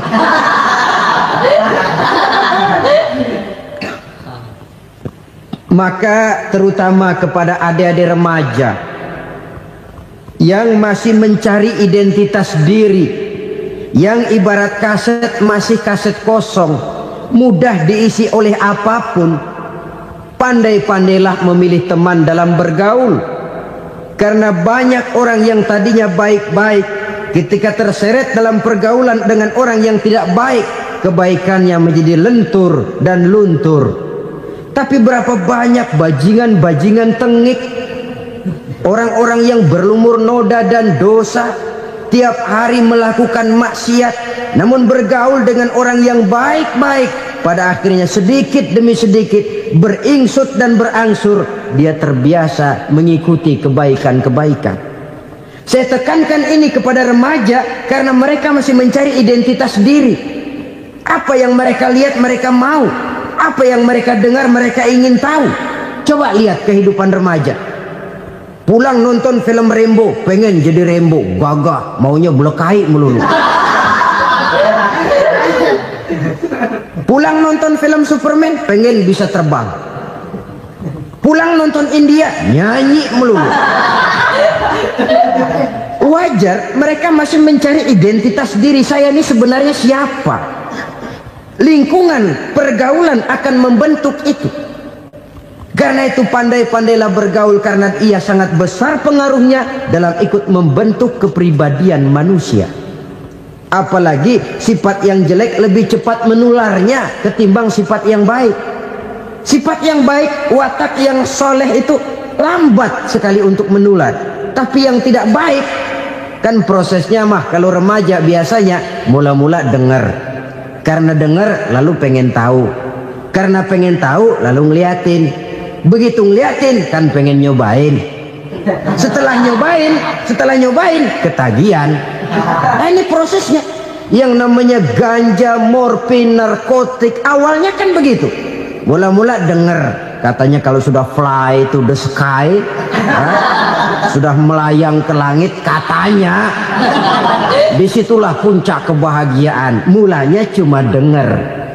Karena denger pengen tahu. Karena pengen tahu lalu ngeliat, kumpul sama orang yang suka ngeganja. Setelah ngeliat, nah pengen ngerasain. Begitu ngerasain enak juga, ketagihan. Kalau sudah ketagihan jadi penyakit kronis, bisa merembet kepada yang lain. Iya, kalau orang tuanya mampu untuk beli morfin, beli ganja. Kalau tidak kan pikirannya ngayap, jemuran siapa ya gue sahabat.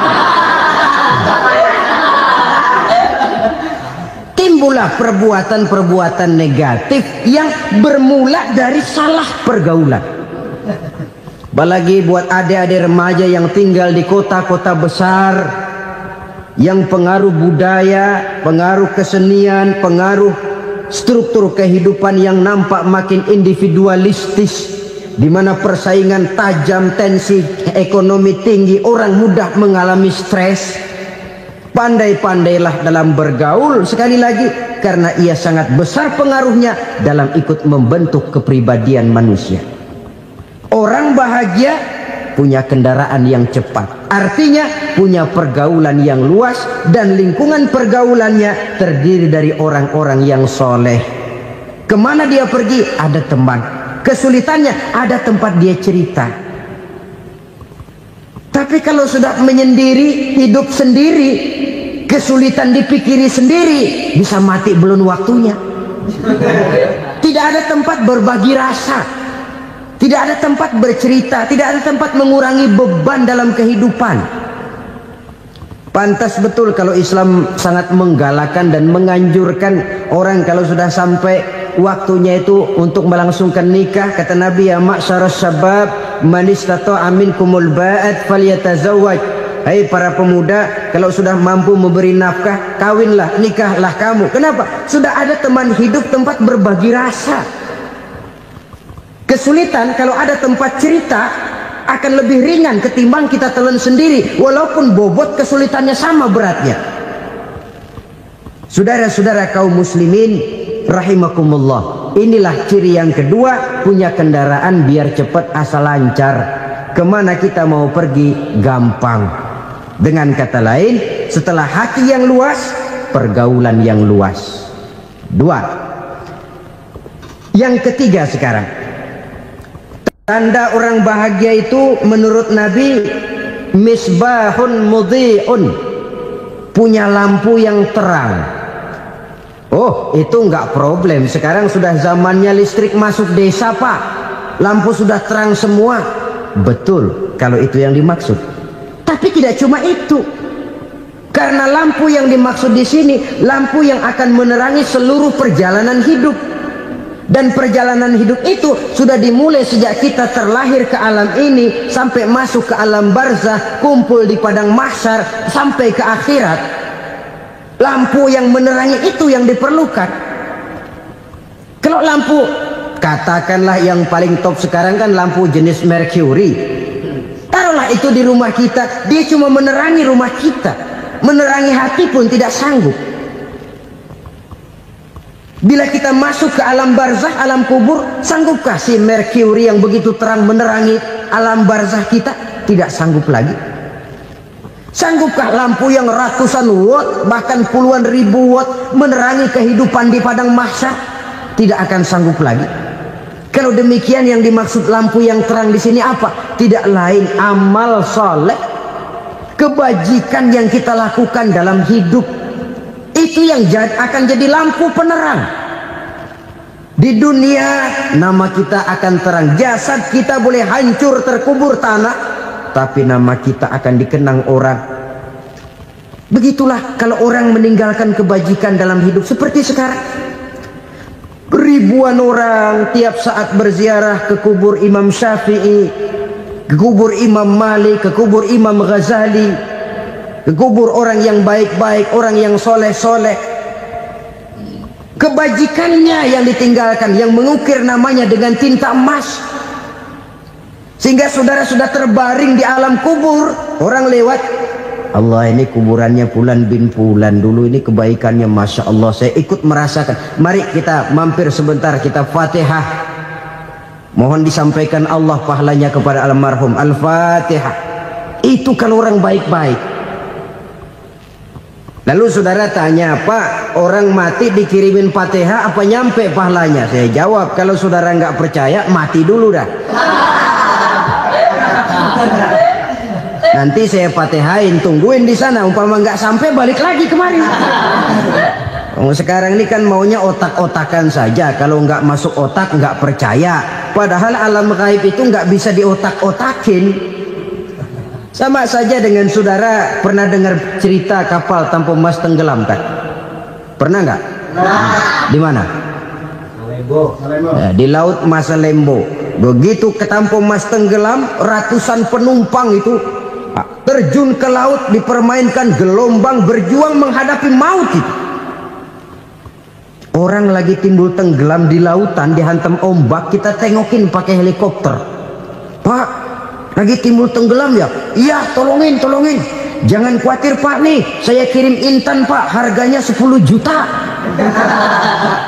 Kira-kira orang yang timbul tenggelam di laut seneng nggak? Tidak. Kan mahal toh intan 10 juta. Kenapa dia nggak senang? Karena intan 10 juta dalam kondisi seperti itu tidak sanggup menyelamatkan dia. Dia akan girang kalau dikirimin ban mobil bekas, dikirimin papan terentang atau bambu. Intan yang 10 juta dia nggak girang. Ban mobil bekas yang 1000 perak, tuh pegang, itu yang dia girang betul. Inilah sebabnya Nabi berkata, mal mayyitu fi qabrihi illa kal ghariqil mutaghawwis. Orang yang meninggal di alam kuburnya seperti orang timbul tenggelam di lautan. Yantaziru da'watan min ahli, menunggu doa dari keluarganya yang masih hidup. Duh, bapak saya sudah meninggal, saya sayang benar sama dia. Kirimin kulkas ke kuburannya Itu sama saja dengan tadi orang tenggelam di lautan dikirimi intan yang harganya 10 juta, tidak sampai. Begitulah kalau kebajikan yang kita tinggalkan dalam hidup, sudah mati pun kubur kita masih diziarahi orang. Tapi kalau jahat yang kita tinggalkan, boro-boro lah orang mau doa lewat dekat kuburan kita juga serem. Tuh bajingan no, dulu mati dipendem di situ tuh. Jangan lewat situ, ntar kesurupan, jangan. Lewat saja orang ngeri. Konon lagi membacakan Fatihah dan mengirimkan doa. Hidup pada hakikatnya adalah kesempatan untuk berbuat baik. Maka sekali kesempatan itu diberikan, manfaatkan dengan sebaiknya. Sebab kesempatan kedua tidak akan pernah ada. Kesempatan berbuat baik di sini, di akhirat sudah pembalasan namanya. Sekali kesempatan itu dicabut, dia tidak akan pernah dikembalikan lagi. Kata Iqbal, hidup tidak mundur ke belakang, Bung. Berhenti diinjak orang, mundur hancur. Tidak ada kata mundur dalam hidup ini. Berhenti diinjak orang, mundur kecebur. Tidak ada kata lain. Harus maju dalam kehidupan, dalam artian yang positif. Hidup adalah kesempatan untuk mengumpulkan kebajikan yang sebanyak-banyaknya. Di situ nilai daripada manusia. Sekarang ini memang nggak kelihatan kok, orang yang banyak pahala sama yang banyak dosa nggak kelihatan kok. Barangkali kalau habis bikin dosa palanya pada benjol, mungkin orang takut sama dosa. Tapi sekarang sama saja, orang yang banyak dosa dengan yang nggak banyak dosa jalan bareng dari belakang, sama, nggak kelihatan beda. Tapi ada waktunya di mana pahala memegang peranan, di mana dosa diperlihatkan. Sama saja kalau kita bawa mobil siang, lampu kan nggak begitu berfungsi. Apa lalu bilang, alah ini lampu berat-beratin, copot-copotin aja dah. Tidak perlu begitu. Kenapa? Pada suatu saat malam senja akan datang. Bila matahari terbenam, senja pun datang, gelap mulai merayap, disitulah baru terasa perlunya lampu. Pahala begitu. Sekarang orang yang nggak ada pahalanya nggak kelihatan dalam kehidupan. Tapi pada suatu saat senja kehidupan akan datang. Ajal merenggut nyawa, malam merayap, dan hidup mulai diliputi kegelapan di alam barzah. Dikala itu kalau nggak punya lampu, alangkah malangnya kita. Sebab amal yang baik, kata Nabi, di alam barzah itu akan diciptakan menjadi perempuan yang cantik menemani kita. Amal yang jahat akan menjadi orang yang paling jelek nemenin kita. Sudah di tempat gelap yang nemenin jelek.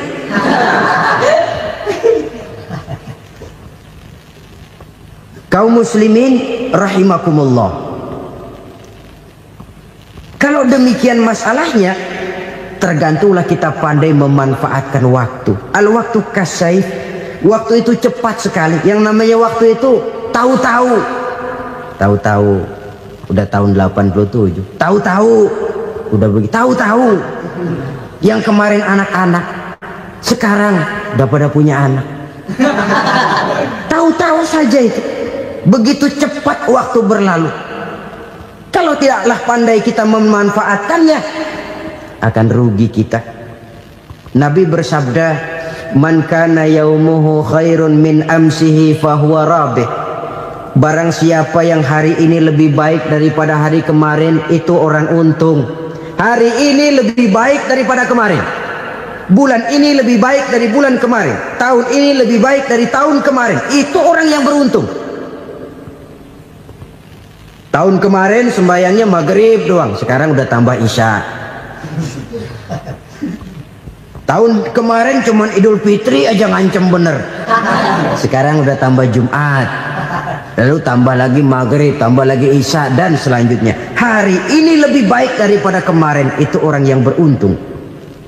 Wa man kana yaumuhu mislu amsihi fahuwa khasir. Lalu barang siapa yang hari ini sama saja dengan hari kemarin, itu orang rugi. Hari ini sama dengan kemarin, rugi itu. Bulan ini begitu, bulan kemarin begitu, tahun ini begitu, tahun lalu juga begitu. Rugi itu orang. Rugi apa? Rugi umur. Umur tambah, amalan nggak pernah tambah. Dan saya pikir lebih merupakan azab ketimbang nikmat kalau orang dikasih panjang umur cuma untuk numpuk dosa. Mending mana? Panjang umur banyak dosa sama pendek umur dikit dosa? Mending mana? Mending mana? Ya, paling mending tentu panjang umur banyak pahala. Tapi kalau tidak, sekali lagi, lebih merupakan azab ketimbang nikmat kalau orang diberikan panjang umur tapi cuma untuk sekedar menumpuk dosa. Kehilangan kesadaran bahwa dunia bukan terminal akhir dari satu perjalanan. Dia cuma halte di mana kita berhenti sebentar untuk menuju kepada terminal yang hakiki. Saudara-saudara kaum muslimin rahimakumullah. Inilah lampu yang akan menerangi kehidupan. amal yang kita lakukan di dalam kehidupan. Jadi yang dimaksud dengan lampu yang terang, kebajikan yang kita kerjakan dalam hidup. Nah, setiap orang di awal tadi saya bilang ingin bahagia. Bahagia itu kan hakikatnya kumpulan senang dan selamat. Senang, selamat. Apa bedanya? Senang tapi tidak selamat, nggak bahagia. Selamat tapi nggak senang, nggak bahagia orang. Contoh, kalau orang korupsi, duitnya banyak, senang dia, tapi keselamatannya. Ada tentara baris di samping rumahnya udah bingung, padahal tentara latihan. Tentara cuma latihan, dia bingung. Senang, tapi karena keselamatannya tidak terjamin, dia tidak bahagia. Sebaliknya pegawai negeri jujur benar, cuma segaji-gajinya, selamat nggak korupsi, tapi melarat, ya nggak bahagia juga, kurang senang. Kesenangan dan keselamatan untuk dunia saja, ya sekali lagi, kalau cuma sekedar untuk dunia saja, bisa dibeli pakai uang. Bisa dibeli pakai uang. Saudara ingin selamat, bisa dibeli pakai uang. Saudara ingin senang, bisa dibeli dengan uang. Tapi setelah mati, masuk ke alam barzah, habis kekuasaan uang. Nggak bisa lagi beli keselamatan pakai uang, tidak mungkin lagi membeli kesenangan dengan uang. Di situ pahala yang megang peranan. Makin banyak pahala, makin banyak saham untuk membeli kesenangan dan keselamatan, untuk memperoleh yang namanya bahagia. Dan jangan lupa loh, di alam barzah kita nggak sebentar, menunggu datangnya kiamat. Loh iya, kalau kita begitu dikuburin terus kiamat datang, untung. Tapi kalau masih harus 1000, 2000, puluhan ribu tahun yang akan datang, dalam satu penantian yang begitu lama, tanpa saham untuk memperoleh kebahagiaan, satu kemalangan yang tidak ada pernah putus-putusnya. Janganlah tergelincir oleh kebahagiaan sebentar yang menipu dengan mengorbankan kebahagiaan hakiki yang berjangka panjang. Apa artinya senyum sejenak kalau harus ditebus dengan tangis seumur hidup? Biarlah kita minum jamu, pahit memang, getir memang, tapi kan besok badan sehat. Daripada sekarang minum sirup, manis memang, enak memang, tapi bibir pada jontor besok. Sirawan, batuk, nggak karu-karuan. Banyak orang tertipu oleh kesenangan yang sebentar. Padahal laisa kullu ma yalma'u zahaban. Belum tentu semua yang berkilat itu emas. Belum tentu semua yang gemerlap itu intan. Karena itu, marilah manfaatkan kesempatan yang diberikan Allah ini untuk mengumpulkan kebajikan yang sebanyak-banyaknya. Yang terakhir sekarang, yang keempat, tanda orang bahagia kata Nabi. Zaujatun salihah. Orang bahagia itu tanda yang keempat kata Nabi, punya istri biar cakep asal taat. Sudah surga itu, cakep taat. Istri kayak gitu, kalau belum mati jangan dikuburin dulu itu. Sudah cakep taat lagi. Tapi kadang-kadang enggak, udah jelek ngadat melulu. Apa yang mau dipilih? Sebab itu Quran mengatakan istri pakaian untuk suami, suami pakaian untuk istri. Kenapa suami istri diibaratkan pakaian? Alangkah tingginya gaya bahasa Quran ini. Suami istri teman hidup, hidup perjalanan panjang. Sejak kita dalam rahim sudah ada hidup kan di sini. Sampai ke alam dunia, masuk ke alam barzah, kumpul di padang mahsyar, sampai menuju akhirat, itu perjalanan hidup. Carilah istri atau suami, teman hidup yang membawa manfaat tidak hanya kehidupan di dunia ini, sampai di alam barzah, sampai di padang mahsyar. Suaminya mungkin meninggal lebih dulu, atau istrinya mungkin meninggal lebih dulu, tapi suami atau istri yang masih hidup berbuat kebajikan. Suami saya meninggal, ada hartanya, saya sedekahkan, niat pahala untuk almarhum suami saya. Ini teman hidup. Tidak dibatasi dan tidak bisa dipisahkan oleh maut sekalipun. Zohirnya mungkin pisah, badannya mungkin pisah, tapi hatinya, jiwanya, kebersamaannya dalam menghadapi kehidupan. Karena itu, saudara-saudara, bahasa Quran indah. Suami istri diibaratkan seperti pakaian. Apa fungsi pakaian? Pertama, pakaian jadi kebanggaan. Artinya, suami harus menjadi kebanggaan istri, istri harus jadi kebanggaan suami. Yang kedua, pakaian itu kan fungsinya menutup aurat. Artinya, sesama suami istri harus saling menjaga kekurangan masing-masing. Jangan malah sesama suami istri saling membongkar rahasia dan aibnya sendiri-sendiri.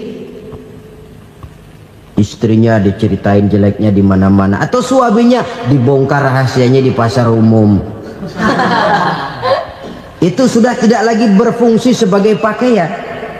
Kenapa semua ini diperlukan? Karena kita menyadari bangsa yang baik terdiri dari masyarakat yang baik. Masyarakat yang baik merupakan susunan dari warga yang baik. Warga yang baik adalah terdiri dari rumah tangga yang baik. Dan rumah tangga yang baik merupakan susunan dari pribadi-pribadi yang baik. Dari situ langkah dimulai. Membangun satu bangsa yang baik diawali dengan membangun rumah tangga yang baik, dengan menciptakan pribadi-pribadi yang baik. Sehingga dari sini diharapkan berkembanglah nilai-nilai kebaikan. Orang akan bahagia mempunyai istri yang soleh. Kenapa? Tidak ada seorang suami bisa sukses jadi apapun dia, apapun profesinya, dokterkah, kiaikah, mubalikah, petanikah, pengusahakah, pejabat tinggikah, tidak ada seorang suami yang bisa sukses tanpa peran serta istrinya. Walaupun memang peranan itu tidak begitu kelihatan, tapi sangat menentukan. Karena itu, saudara hadirin yang saya hormati, Islam sangat menghargai kaum wanita, memberikan kedudukan yang tinggi sepanjang tidak mematikan kodrat kewanitaannya. Nah, kalau sudah kesuksesan ini diawali dari rumah tangga, karier di masyarakat mudah untuk dikejar. Tapi keberantakan di rumah tangga merupakan kegagalan pertama di tempat lain. Nah, inilah saja yang dapat Al-Fakir sampaikan pada pertemuan kali ini.